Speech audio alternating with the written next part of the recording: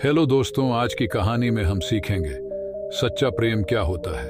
चलो शुरू करते हैं। आप सभी को एक्टिव बासु यूट्यूब चैनल में स्वागत है। भगवान बुद्ध अपने शिष्यों समेत परिव्रज्या पर जा रहे थे। रास्ते में एक शिष्य ने पूछा, हम लोगों के साथ सदा सद्भाव भरा व्यवहार करते हैं, पर बदले में हमें उपेक्षा ही मिलती है। भंते, इसका क्या कारण है? तथागत ने कुछ उत्तर न दिया। यात्रा आगे बढ़ती रही। मध्याह्न हो गया और प्यास लगी।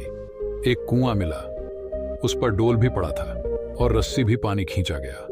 भरा हुआ डोल ऊपर तक आते आते खाली हो गया। श्रम निरर्थक जाने पर खींचने वाले को दुख हुआ। संयोगवश वह प्रश्नकर्ता ही पानी भी खींच रहा था। उसे यहां भी असफलता जन्य खिन्नता कष्ट दे रही थी।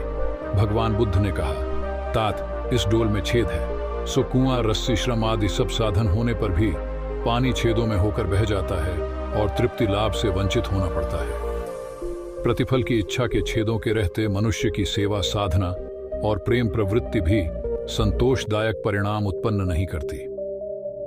इन 6 कारणों से बुद्ध पूर्णिमा का हिंदू और बौद्ध धर्म में है खास महत्व देखा यही जाता है कि सेवा, सहायता या स्नेह सद्भाव का प्रयोक्ता आरंभ में ही अपने उस अनुदान के लंबे चौड़े प्रतिफल का स्वप्न देखता है और उसकी उतनी पूर्ति नहीं हो पाती तो खिन्नता और खींच से भरी निराशा व्यक्त करता है। आशा के अनुरूप दूसरों की प्रशंसा या प्रतिदान मिलने की आकांक्षा लेकर उदारता या आत्मीयता बरती जाए तो उसे छेद वाले डोल की तरह ही समझना चाहिए, जिसका अभीष्ट परिणाम मिल सकना कठिन है।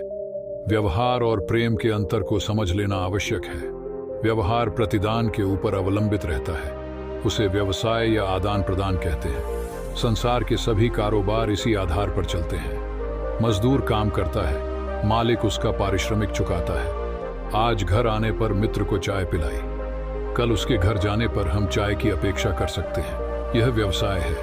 मधुर व्यवहार भी प्रतिफल पर आधारित होते हैं। इस प्रकार की मधुरता या घनिष्ठता को प्रेम नहीं कहा जा सकता, जिसमें परिणाम प्रतिदान की अपेक्षा की गई हो। वस्तुओं की तरह व्यवहार का भी आदान प्रदान होता है। व्यवसाय में लाभ और हानि के लिए तैयार रहना पड़ता है। अपनी सद्भावना को उतनी ही सद्भावना के रूप में प्रत्युत्तर मिला तो जमा खर्च बराबर ज्यादा मिला तो नफा, कम मिला तो घाटा। यह तो धंधे में चलता ही रहता है। इसमें खिन्न होने या शिकायत करने की क्या आवश्यकता? प्रेम इससे ऊंची चीज है। वह न किसी पर एहसान करने के लिए किया जाता है और न प्रतिदान के लिए। प्रेम इस धरती का अमृत है और मनुष्य का प्राण यह जितना ही विकसित होगा उतनी ही सुख शांति की संभावना साकार होगी।